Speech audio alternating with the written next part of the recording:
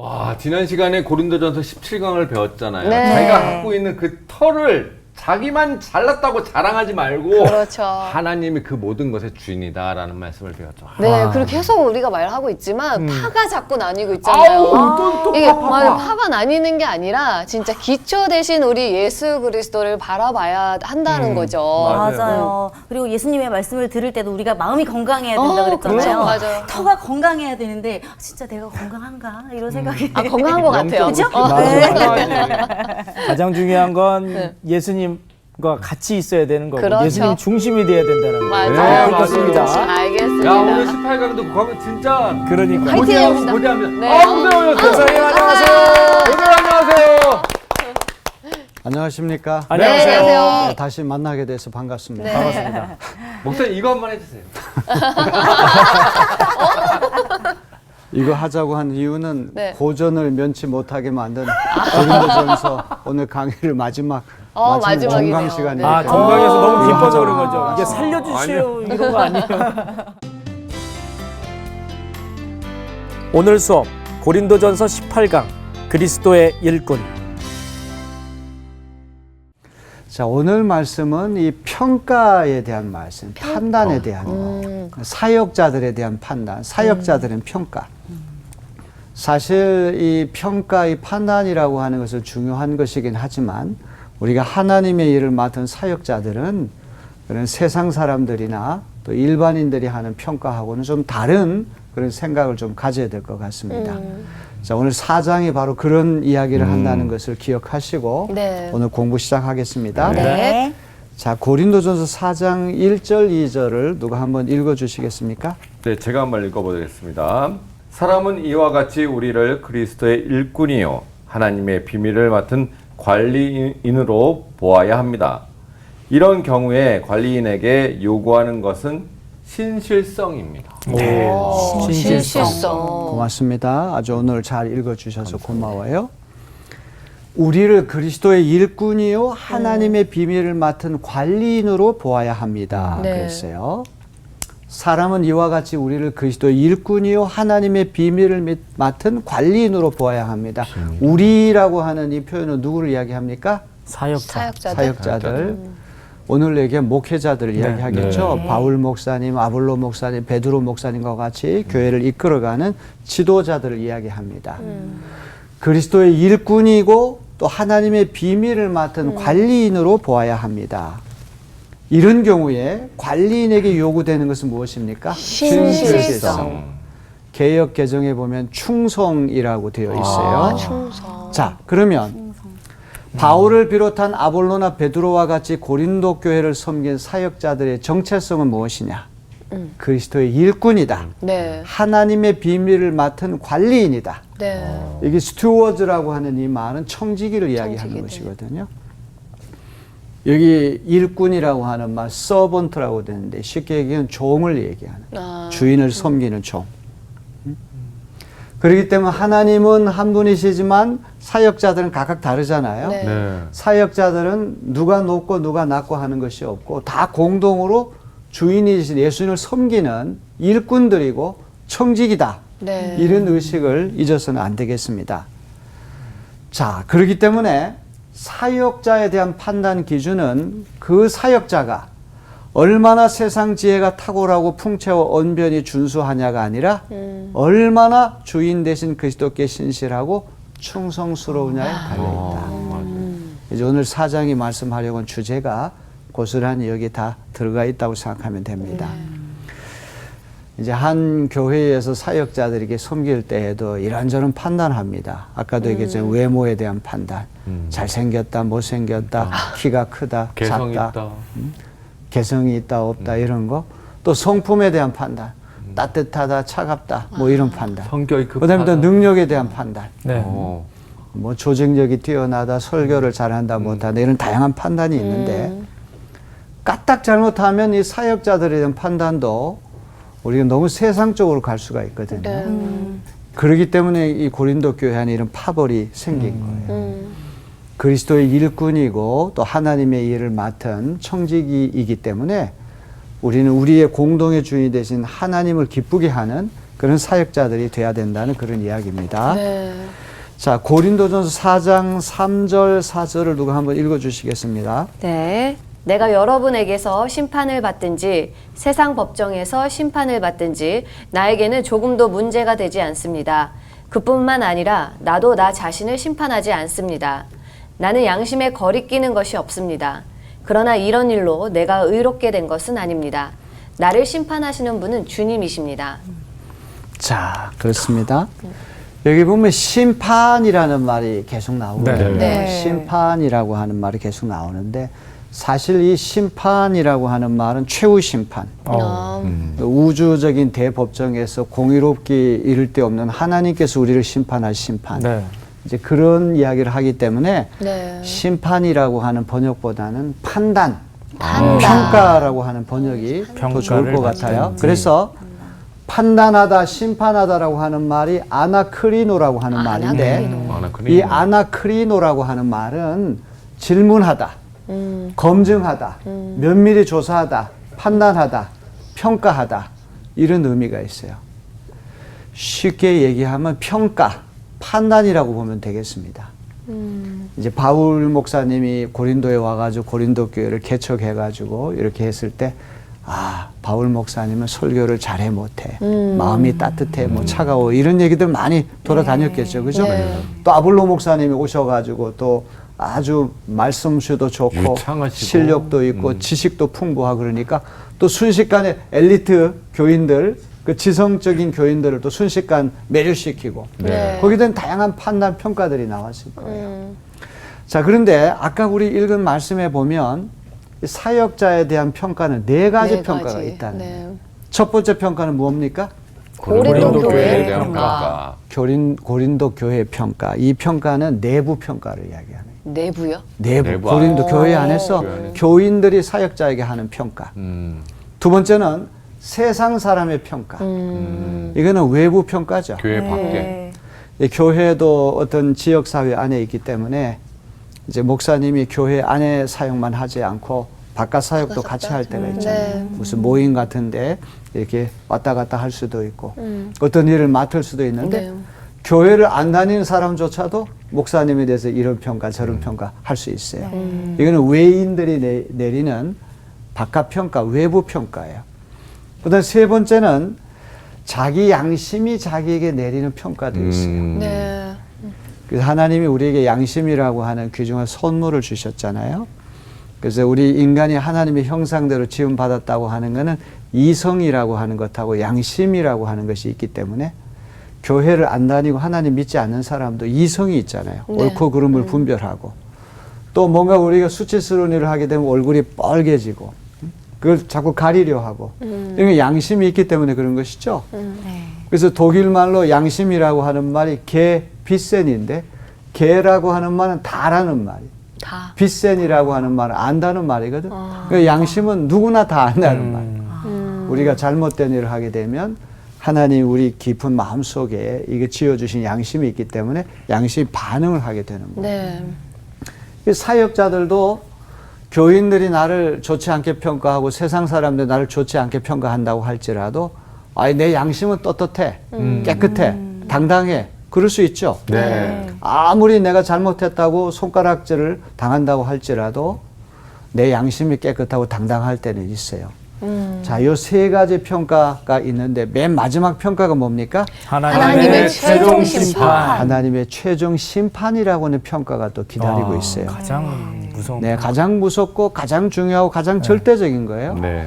사도 바울이 말씀하려고 하는 거는 1번, 2번, 3번 이 세 가지 평가는 다 상대적이야. 그거는 최종적으로 믿을 만한 게 못 돼. 네. 그렇죠. 그래서 이 세 가지 평가에 휘둘려 가지고 인기나 성공이나 박수갈채나 이런 거 휘둘려 가지고 막 박수 치면 우쭐거리고 누가 또 질책하고 책망하게 되면 착 가라앉고 그렇게 하면 안 된다는 거예요. 요 세 가지 평가는 절대적이지 않고 마지막 네 번째 평가만이 절대적이라는 네. 말씀을 하려고 해요. 자, 가장 이제 재미있는 게 양심에 대한 양심이 내리는 평가거든요. 양심. 예, 고린도전서 4장 4절에 보면은 나는 양심에 거리끼는 것이 없습니다. 네. 그러나 이런 일로 내가 의롭게 되는 것은 아닙니다. 나를 심판하시는 분은 주님이십니다. 와. 이게 영- 되게 무서운 네. 말이다. 이 말씀 읽으면서 뭘 느끼셨어요, 우리 강준 학생? 야, 아니 진짜 죄를 안 짓고 흠결이 없는 사람처럼 느껴지지만 반대로는 양심 생각 하지 않고 살아가는 그런 느낌도 있어서 네. 약간 자칫 잘못하면 자신을 너무 높이는 듯한 그런 느낌이 드는데. 네. 또 어떤 거? 기준이 나한테 그렇지. 있는 거잖아요, 양심은. 근데 나를 심판하시는 분은 주님이기 때문에 주님이 기준이 돼야 된다, 이거 아닐까요? 아유, 우리 이지우 학생은 나중된 자가 먼저 먼저 된다는 예수님 말씀이 분발하겠습니다. 가장 학구열이 많고 가장 빨리 깨닫는 것 같아요. 맞아요. 아. 여기 보면 나는 양심에 거리끼는 게 없다는 말은 당당하다는 말이야. 깨끗하다는. 예. 고린도 교인들이 바울을 질책하고 바울을 업신여긴다고 할지라도 양심에 거리끼는 일 하지 않았어. 네. 당당해. 당당하지. 그런데 그 다음이 중요해. 그러나 내가 양심이 거리낄 것이 없고 당당하다고 해서 내 양심 때문에 내가 의롭게 되는 것은 아니다. 아니다. 죄인이 의롭게 되는 것은 아니다. 내 양심이 너 괜찮아 걱정 마 이렇게 한다고 의롭게 되는 것이 아니라 만약 양심이 나를 의롭게 한다면 양심이 또 하나의 공로주의가 될 수 있어요. 그렇죠? 우리를 의롭게 하시는 분은 예수 그리스도 한 분이시죠. 예수 그리스도를 믿을 때 값없이 주시는 하나님의 은혜로 말미암아 우리의 모든 죄가 십자가 달신 예수님의 보배로운 피 때문에 다 씻어지고 그리스도의 의가 우리에게 넘어왔어. 우리에게 전가된 그리스도의 의를 보시고 너는 죄인이 아니야. 너는 용서받았어. 이게 그 유명한 이신칭의잖아요. 그 사도 바울은 양심까지도 공로주의가 될 수 있기 때문에 내 양심이 아무리 당당하다고 할지라도 그 양심 때문에 내가 의로워지는 것은 아니다. 그 맨 끝에 머리 뭐라고 그랬어요? 나를 심판하시는 분은 주님이십니다. 그래서 내가 양심이 당당하다고 해서 내가 구원받는 건 아니란 말이에요. 왜냐하면 양심도 잘못될 수가 있고 그렇죠. 양심도 아까 얘기했지만 자기가 기준이 되는 거예요. 그죠? 네. 하나님이 보시는 것도 다를 수가 있다는 그런 이야기입니다. 자, 그러면 우리 로마서 14장 4절을 한번 다 같이 읽어볼까요? 네. 시작. 우리가 누구에게 남의 종을 비판합니까? 그가 서 있든지 넘어지든지 그것은 그 주인이 상관할 일입니다. 주님께서 그를 서 있게 할 수 있으시니 그는 서 있게 될 것입니다. 자, 우리는 다 종이라고 했어요. 일꾼이고 또 청지기, 관리인에 불과하거든요. 네. 다 하나님의 일을 맡은 다 종들이에요. 주인은 한 분, 예수님 한 분밖에 없는데 누구에게 남의 종을 비판합니까? 그렇죠. 그가 서 있는지 넘어 있는지 서느냐 넘어지느냐는 주인이 판단할 문제지. 그렇죠. 같은 종인 주제에 남의 집 주인 밑에 있는 종을 함부로 판단할 수 없다는 그런 이야기예요. 판단 평가 문제가 나왔으니까 교인들의 내부 평가도 중요하고 세상 사람들 외부 평가도 중요하고 자기 양심의 평가도 중요한 것이지만 사역자는 그런 평가에 휘둘리면 안 된다. 네. 잘한다고 막 박수갈채하고 뭐 인기 올라가고 접속수, 조회수 요새는 무슨 유튜브 요즘은 만들어놓은 그런 게 조회수가 진짜 막 높아지면 조회수가 뭐나 된 것처럼 이렇게 네. 착각할 수가 있고 그죠? 또 조회수가 너무 낮으면 아유 나는 이거 뭐 잘못하는 거 아니야? 실망하게 되고. 열등감을 느끼게 되고 실망감을 느끼게 되고 바로 그런 것들 오늘 바울 사도 얘기하는 것이거든요. 자, 우리 고린도전서 4장 5절을 누가 읽어주실까요? 네. 그러므로 여러분은 주님께서 오실 때까지는 아무것도 미리 심판하지 마십시오. 주님께서는 어둠 속에 감추인 것들을 환히 나타내시며 마음속의 생각을 드러내실 것입니다. 그때 사람마다 하나님으로부터 칭찬을 받을 것입니다. 그러기 때문에 여러분 교인들의 평가도 중요하고 세상 사람들의 평가도 중요하고 자기 양심이 내리는 평가, 판단도 중요하지만 마지막 네 번째 판단, 최후 심판이라고 하는 이 판단, 평가가 제일 중요하기 때문에 주님이 오실 때까지는 아무것도 미리 심판하지 마십시오. 너무나 귀한 말씀이에요. 열심히 목회를 했는데 교회가 성장이 안 돼, 부흥이 안 돼. 늘 어려워. 그렇다면 우리가 열등감을 느끼잖아요. 아, 나는 왜 이러지? 목회 실패한 것 아니야? 이런 생각하죠. 그럼요. 또 교인들도 그런 평가를 내리고 세상 사람들도 개척교회를 한 지 10년, 20년이 됐는데 왜 저 교회는 부흥이 안 돼, 성장 안 돼. 또 평가를 내려요. 네. 또 자기 양심마저도 아유, 나는 뭔가 좀 부족한가 봐. 나는 뭔가 은사가 없는가 봐. 이게 좀 자조적인 자기 신세에 대해서 한탄할 수도 있어요. 근데 오늘 바울이 뭐라고 그래요? 아무것도 미리 심판하지 마십시오. 네. 주님께서는 어둠 속에 감추인 것들을 환히 나타내시며 마음속의 생각을 드러내실 것입니다. 그때에 사람마다 하나님으로부터 칭찬을 받을 것입니다. 여기 그때에 헬라말로 토테라고 하는 말이고 토테. 하나님으로부터 아포투 데우라고 하는 말이에요. 보트 돼요. 그때는 언제를 말할까요? 최후의 심판. 최후 심판 때? 하나님의 예수님 재림하실 예수님 때? 때. 마지막 세상 끝날에? 네. 그 다음에 하나님으로부터라고 하는 말은 어떤 의미가 있을까요? 아버지대요. 하나님으로부터 그 모든 것은 하나님부터 시작된다. 이 말은 사람들로부터 오는 판단, 평가에 너무 일희일비하지 말라. 조금만 성공을 거두어도 박수 갈채를 이렇게 받게 되고 잘한다 잘한다 그러고 그러면 또 우리가 우쭐할 수가 있고 네. 또 어떤 일이 아주 심하게 질책을 받고 비난받을 때도 있잖아요. 네. 그런 건 다 사람으로부터 오는 것이고 자기 마음에서부터 오는 것인데 하나님으로부터 오는 최후 평가, 최후 심판 이게 중요하다는 말이에요. 무슨 말인지 아시겠죠? 네. 자, 종말의 날에 그리스도께서 내리시는 최종 심판만이 절대적인 이유는 무엇입니까?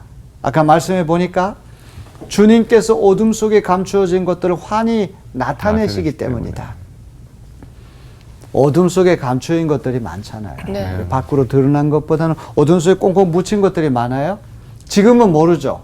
두 번째는 주님께서 마음속의 생각을 드러내시기 때문에 마음속의 생각이 뭘 얘기할까요? 마음속의 생각.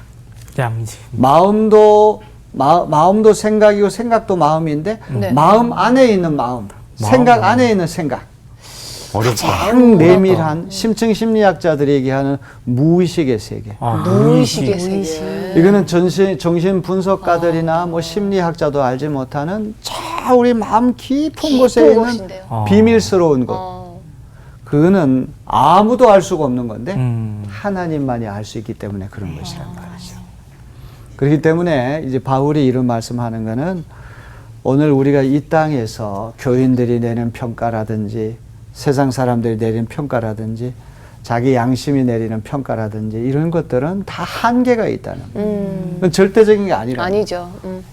오직 마지막 최후 심판 때에 우리 모든 것을 아시고 어둠 속에 감추어진 것들을 다 환히 드러내시는 하나님 앞에 설 때 마음 속의 마음, 생각 속의 생각 이거는 그 유명한 정신 분석가도 심리학자도 정신과 의사도 도무지 알 수 없는 깊이 꽁꽁 묻혀있는 그 마음은 주님만이 아시는 것이죠. 네. 이런 것을 보게 되면 참 놀랍잖아요. 그래서 바울이 이런 얘기를 하는 이유가 있을 것 같아요. 고린도 교회 교인들이 바울을 자꾸 얕잡아 보는 거예요. 사도권을 부정하고 그렇죠. 바울은 만나보면 말주변도 없고 외모도 시원찮고 그런데 아볼로 목사님은 아주 말도 신수도 환하고 말도 잘하고 실력도 있고 설교도 잘하고 설교에 대한 해박한 지식도 있고 아이고. 자꾸 비교를 하는 거예요. 사실 이제 학자들에 의하면 고린도 교회를 양분한 양대 산맥은 바울파와 아볼로파였을 것이다. 서로 경쟁하는데 네. 이제 이게 세상 지식이나 지혜 자랑하고 뭐 이런 것들을 자꾸 바울이 이제 이 비판하는 것은 다분히 아볼로파 사람들을 겨냥할 가능성이 높다는 거예요. 그게 밖으로 드러난 것만 가지고는 사람 판단하면 안 된다는 말이에요. 응?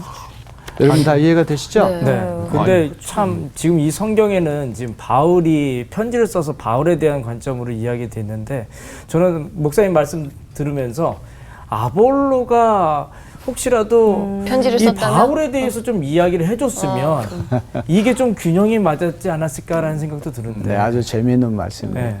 이제 우리가 드라마 같은 걸 볼 때 그 전화 통화할 때 그 전화 거는 사람하고 받는 사람 반반씩 처리를 해가지고 네. 화면 시청자들은 양쪽을 다 들을 수가 네. 있잖아요. 네. 어떤 말이 오고 간지 볼 수 있는데 지금 고린도전서 같은 이런 편지는 바울의 일방적인 목소리만 네. 듣고 고린도 교인들은 어떻게 말하는지를 몰라요. 네.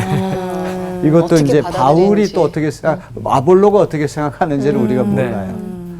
그래서 바울의 일방적인 어떤 독백 같은 것인데 이제 이 말씀을 또 잘 분석해 보면 고린도교 상황도 알 수 있고 아볼로가 어떤 사람 추측할 수 있는데 네, 네, 네. 이강준 학생이 지금 말씀하신 것처럼 더 정확하게 알려고 그러면 아볼로서 같은 무슨 편지가 있어가지고 그 얘기도 들어봐야지 우리가 더 합리적인 그런 판단을 할 수 사실 있겠죠. 뭐 언변이나 뭐 외모나 이게 바울보다 아볼로가 조금 더 뛰어나다라고 이야기한다면 사실 이제 아볼로가 조금 더 깨어 있는 사람이라고 한다면 그런 부분에서 바울의 이야기도 들어봐라.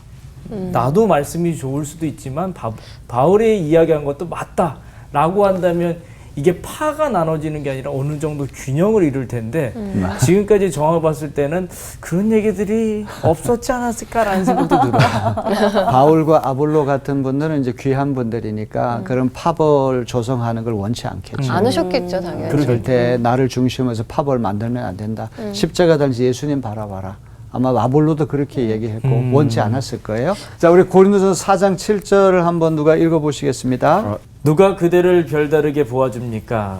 그대가 가지고 있는 것 가운데서 받아서 가지지 않는 것이 무엇이 있습니까?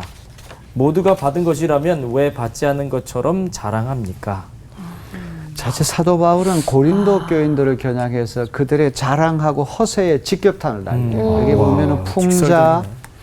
그 다음에 역설, 반어법이 넘쳐나는 그런 말씀입니다. 네. 자, 지금 읽은 말씀에 보면은 바울이 세 가지를 얘기해요. 네. 네. 첫째, 누가 그대를 별다르게 보아줍니까? 뭐 여러분이 누가 대단하다고 여깁니까? 그런 얘기예요.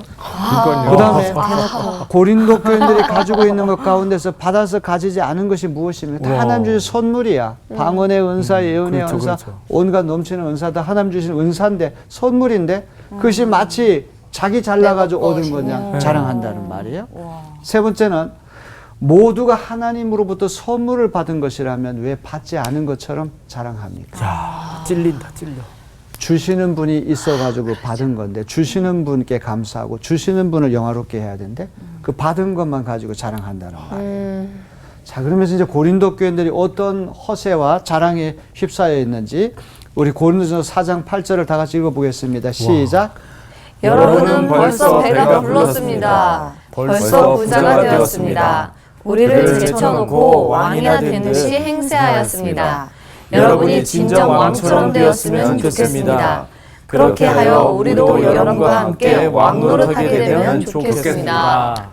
자, 이 고린도 교인들은 벌써 배가 불렀다는 이게 벌써라고 하는 말이에요. 맨 마지막에 어떤 최후 심판 때가 아니라 이미 지금 여기에서 벌써 배가 부르고 벌써 부자가 되고 됐네. 벌써 왕자리에 올라가 있는 것처럼 착각하고 있는 말. 그래서 이 맨 끄트머리에 있는 말씀은 비아냥거리는 네, 비꼬는 거죠. 거잖아요, 지금. 단어법이죠. 네, 네. 여러분이 정말 왕이 되었으면 좋겠습니다. 그래서 우리도 한번 여러분과 함께 왕노릇하면 좋겠습니다. 너 덕분에 나도 왕노릇 해보자 이렇게. 그렇죠. 그러한 어떤 최후 영화라고 하는 것은 주님이 이제 오실 때만 가능한 건데 이미 이 지상에서 이미 다 누리고 있다고 착각하는 이미 벌써라고 하는. 네. 자, 그래서 우리 그리스도인은 이미와 아직 아니 사이의 긴장 속에 살아가는 중입니다.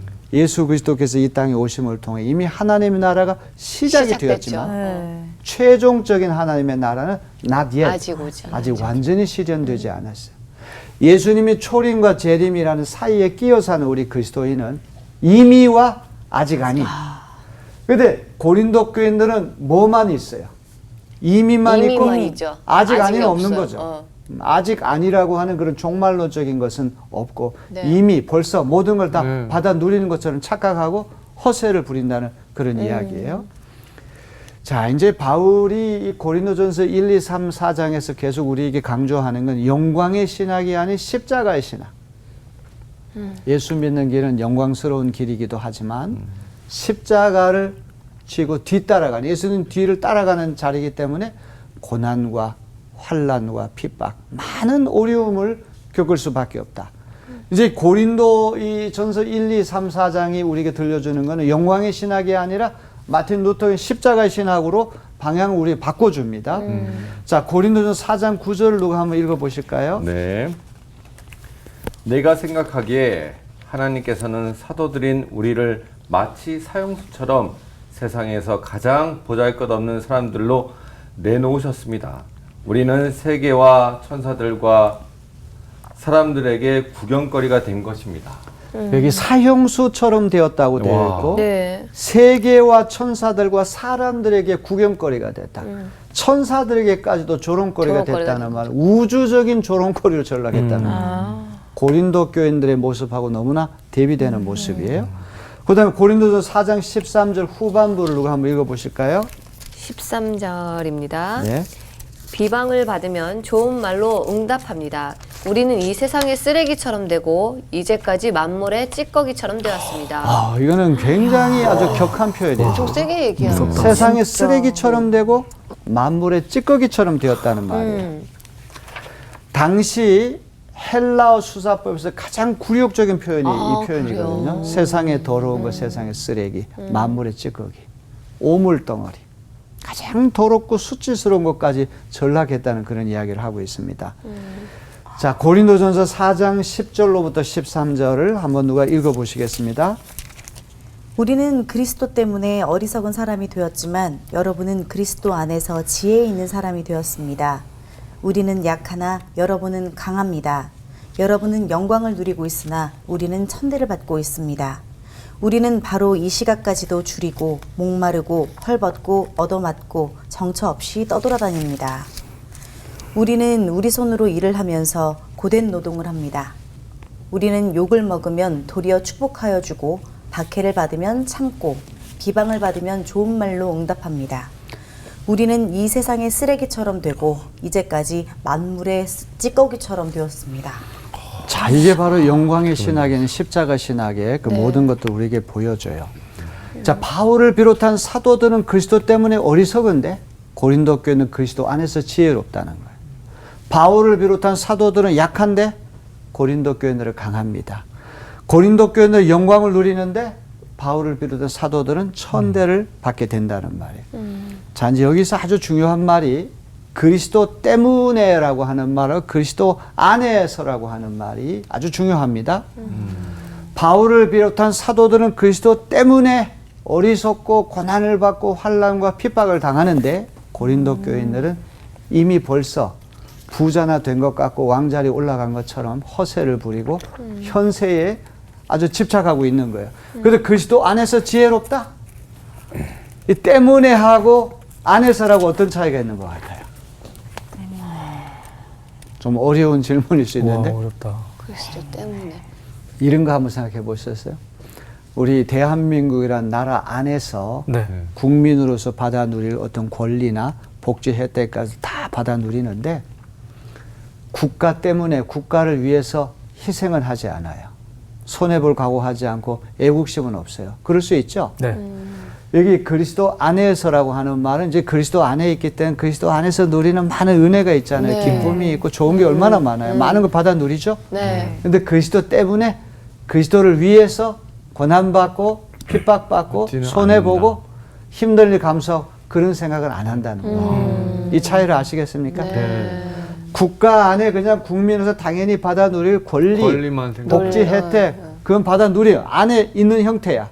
그러나 대한민국이라는 이름 때문에 애국심을 가지고 어려울 때 국가를 위해서 희생하고 손해볼 각오 이런 걸 안 하면 그건 안에만 있지 때문에라고 하는 정신이 아니라고 하는 얘기예요. 권리만 있지 의무는 없는. 네. 무슨 말인지 아시죠? 네. 네. 자, 바울이 제시한 사도직과 제자도는 그리스도 안에서 얻는 유익에만 집착하는 삶이 아니라 그리스도 때문에 그리스도를 위해서 희생하는 십자가의 고난에 동참하는 삶이다. 여러분 정리가 됐습니까? 네. 이제 바울이 그 이야기를 하려고 하는 거예요. 자, 고린도전서 4장 15절을 우리 한번 다 같이 읽어보겠습니다. 시작. 그리스도 안에서 여러분에게는 1만 명의 스승이 있을지 몰라도 아버지는 여럿이 있을 수 없습니다. 그리스도 예수 안에서 복음으로 내가 여러분을 낳았습니다. 여기 보면 스승하고 아버지를 아버지가 얘기하거든요. 그리스도 안에서 고린도 교회인들에게는 1만 명의 스승이 있다는 말은 꼭 만명이라고 하는 게 헤아릴 수 없이 많은 많다. 스승이 있다는 그런 말이에요. 하지만 아버지는 딱 하나죠. 네. 아버지는 여럿이 있을 수 없습니다. 그러면서 그리스도 예수 안에서 복음으로 내가 여러분을 낳았습니다. 스승하고 아버지는 어떤 차이가 있을까요? 피를 나눌 수 있고 안 나누고.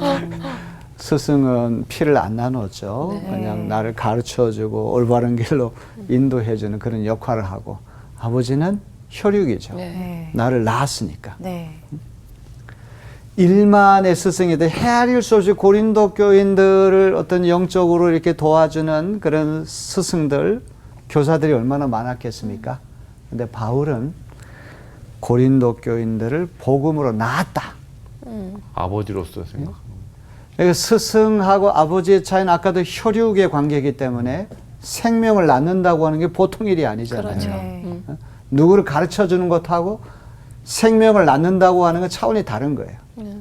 그만큼 고린도 교회에 바울은 그 어떤 영향력이 그냥 스쳐 지나가는 교사들하고는 차원이 다르다고 하는 그런 이야기를 하는 거예요. 자, 우리 한번 이 화면에 있는 걸 한번 다 같이 읽어봅시다. 시작. 영적 성장과 성숙에 도움을 주는 영적 스승들이 수없이 많다고 할지라도 한 사람의 그리스도인을 낳는 영적인 아버지는 그런 스승들과 차원이 다르다. 그리스도 예수 안에서 복음으로써 너희를 낳았다. 자, 제가 지금 얘기한 말씀을 이제 우리 글로 표현했는데 잘 이해가 되십니까? 네. 이제 우리 마침내 이제 고린도전서 18강 이제 대미를 장식할 시간이 왔습니다. 네. 자, 고린도전서 4장 16절에 있는 말씀을 한번 다 보세요. 4장 16절 한번 다 폈으면 다 같이 한번 읽어봅시다. 네. 그러므로 나는 여러분에게 권합니다. 여러분은 나를 본받는 사람이 되십시오. 자, 이제 우리 맨 끝머리에 와서 오늘 이 말씀을 우리 마음에 새기는 그런 시간 됐으면 좋겠어요. 바울파, 아볼로파, 베드로파, 그리스도파 네 파가 갈라져가 서로 다투고 교회가 찢어지게 됐어요. 하나가 돼도 모자랄 판인데 이렇게 파벌이 생겨가지고 이 돗대기 시장처럼 이 세상처럼 이렇게 된다는 건 얼마나 슬픈 일입니까? 그래서 고린도 교회가 이렇게 되는 것은 십자가 달리신 예수 그리스도를 바라보지 못했기 때문에 이렇게 됐다. 십자가 달리신 예수께 돌아가라. 어떤 젖먹이 신자의 그 처지에서부터 벗어나라. 딱딱한 음식도 먹은 성숙한 신자가 되라. 세상적이고 인간적 육적인 방식대로는 안 된다. 신령한 눈을 떠라. 그걸 계속 얘기를 하잖아요. 그리고 맨 끄트머리 여기 와가지고 여러분은 나를 본받는 사람이 되십시오. 나를 본받는 사람 되라고 하는 말은 얼마나 어려운 말입니까? 그러니까요. 추천 씨 그 자녀들에게 제발 좀 아버지 좀 본받아, 나 좀 본받아 이렇게 자신 있게 이야기할 수 있나요? 저는 한 번도 그런 적은 없어요. 저를 너무 잘 알기 때문에 못 하겠더라고요. 감이 목소리가 없어요. 많이 작으시네요. 너무 겸손하세요. 아니, 그 아니. 이야기를 할 때는 아주 풀이 죽어가지고 한 번도 그렇게 한 적이 없다고 하는데 사실은 이제 우리 바깥에서 드러나는 우리의 모습하고 가정에서 드러나는 모습이 좀 다르잖아요. 밖에 나가서는 점잖을 떨다가도 집에 오면 아이들한테 함부로 할 때가 많잖아요. 그러니 바깥에서 아주 조신하고 아주 점잖고 아주 젠틀하게 그렇게 하는 것처럼 집에 오면 똑같으면 제발 아빠 좀 본받아 이렇게 얘기할 수 있는데 우리 그렇게 얘기할 수 있는 사람은 흔치가 않아요.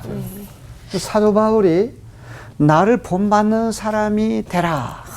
이거는 내 인격을 본받으라. 제발 내 신앙 좀 본받으라. 이런 얘기가 아닐 것 같아요. 바울이 본받으라고 하는 거는 어떤 의미가 있을까요? 하나님께 더 가까이 가려는 그 열심과 노력 그런 것들을 본받으라고 하는 게 아닐까. 하나님에 대한 애정. 그런 이야기죠. 네. 여기 미메타이라고 하는 말을 이 본받는 자들이라고 하는 이 말, 본받는 자들이 되라고 하는 말은 바울의 어떤 인간적인 것을 본받는 사람 되라는 그런 얘기가 아니라 바울이 예수를 닮으려 그토록 예수는 그걸 본받으라는 다 예수님 중심으로 살려고 그러고 십자가 달신 예수님을 중심으로 살려고 하는 바울의 그 아름다운 자세를 본받으라. 예수 본받으려고 하는 바울의 모습을 본받으라. 바울이 중심입니까? 예수님이 중심입니까? 예수님이 중심이죠. 예수님이 중심이죠. 사도 바울도 인간이니까 연약하고 부족하고 어리석고 미련한 부분이 왜 없겠습니까? 완벽한 존재는 아니에요. 나를 본받는 자들이 되라는 얘기는 내 어떤 인격이나 어떤 내 개성이나 이런 걸 본받으라는 얘기가 아니라 나는 십자가 달신 예수 그리스도 그분을 향해서 살고 있다. 그분을 닮기 위해서 무척 노력하고 있다. 그런 나의 모습을 본받으라. 이런 뜻이 될 거예요.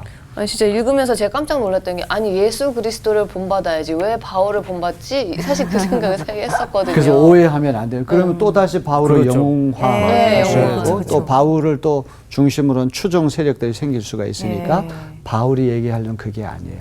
자, 우리 이것을 한번 다 같이 읽어보겠습니다. 시작.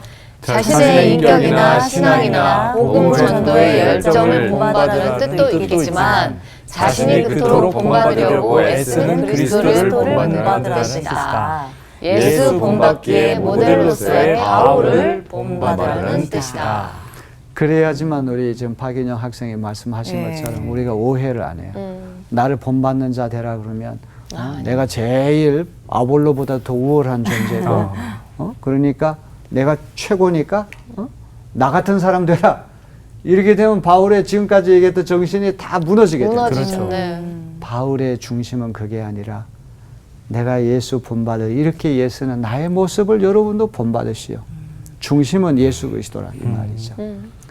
자, 마침내 우리 고린도전서를 18번 이제 강의를 해서 오늘 다 마치게 됐네. 참 어렵죠? 네.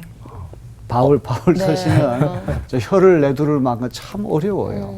단어 하나, 문장 하나가 아니 로마서나 고린도전서 16장밖에 안 되는 그런 책인데 이 주석서가 세계적 석학이 1000페이지짜리를 쓰는 거예요. 똑같은 말 하지 않고. 그러니 얼마나 대단한 대석학인지 알 수가 있죠. 그러나 우리 그 말씀을 조금이라도 깨달으면 야, 기독교라고 하는 이런 종교구나. 신앙은 이렇게 우리가 생활해야 되는구나. 이런 거 우리가 배울 수가 있어요. 자, 이제 마침내 우리 18번 강의를 마치고 한번 소감을 한마디씩 하고 지금까지 18번 강의를 들으면서 뭘 배웠는지 어떤 느낌을 가졌는지 한번 이야기하고 오늘 다 마치면 좋겠어요. 누구부터 제가 먼저 하겠습니다. 네. 사실 고린도 전서를 안 배운 건 아니었잖아요. 근데 우리 목사님께서 구성을 달리 하셔가지고 처음 맞닥뜨렸을 때 이게 진짜 우리가 알고 있던 고린도전서였나라고 했는데 점점 알아가고 수업을 배우면서 야, 바울이라는 사람이 2000년 전에 썼던 이 글이 어떻게 현 시대에서는 우리한테 너무나도 똑같이 적용이 될까라는 생각에 진짜 감동을 했어요. 맞아요. 가장 현대적인 서신, 시간과 공간을 초월해서 예수님 오실 때까지 고린도교에서 벌어진 그런 것들은 계속 일어날 수가 있다는 그런 얘기죠. 깜짝 놀랄 정도. 그다음에 저는 이제 처음에 고린도전서를 뒤에서부터 시작했을 때는 사실 굉장히 너무 어렵게 느껴졌었어요. 그런데 이제 앞으로 오면서 고린도전서가 이런 거였구나. 사실 오늘 마지막이라는데 괜히 좀 더 가보고 싶다. 조금 더 배우고 싶다. 5장 6장 다시 한번 돌아볼까 막 이런 생각까지 들면서 바울이 고린도 교회를 향한 애정을 절실하게 볼 수 있었던 그런 공부였지 않았나 생각합니다. 고린도 교회를 직접 세웠고 또 편지를 여러 통을 보냈어요. 우리 지금 성경에 없는 편지까지 있다고 그러네요. 그리고 얼마나 뜨거운 심장으로 사랑했으면 그럴까요? 가장 문제적인 교회이기 때문에 가장 은혜도 많이 받은 그런 교회 고린도 교회 같아요. 그 다음에 우리 이재호 학생.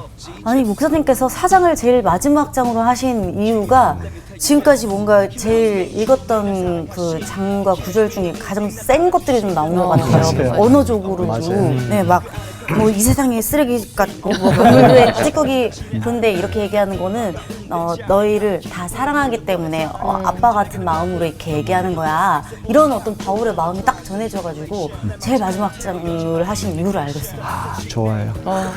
1만 명의 스승이 있다고 할지라도 나는 너희를 복음으로 낳았다. 그러니까 이 친자식을 낳는 심정은 뜨거운 심장으로 고린도전서를 쓴다. 그게 오늘 1, 2, 3, 4장에 그대로 다 드러나고 있는 것 같아요. 그렇죠? 네. 그 다음에 우리 이강전 학생. 저는 할 말이 없었습니다. 진짜 할 말이 없습니다. 결국에는 이 한 가지 단어로 끝이 납니다. 예수 그리스도. 네. 이 단어가 이 고린도전서의 가장 중요한 메시지이고 고린도인이나 저희들이나 다 똑같은 사람이다. 지금 2000년 전에 그 사람들이나 저희나 지금 다를 바가 없는데요. 조금 더 성장하고 싶다라는 생각이 이 고린도전서를 읽으면서 가장 크게 느껴졌던 부분인 것 같아요. 맞습니다. 이제 고린도전서 후서란 결국은 이제 교회론에 대한 이 교회론이라는 그 곧 기독론, 예수 그리스도죠.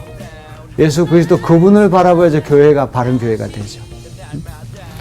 자, 이게 18번 강의 참 어려운 강의를 그래도 이렇게 잘 따라와 주셔서 고맙습니다. 네. 너무너무 감사해요. 수고하셨어요. 감사합니다.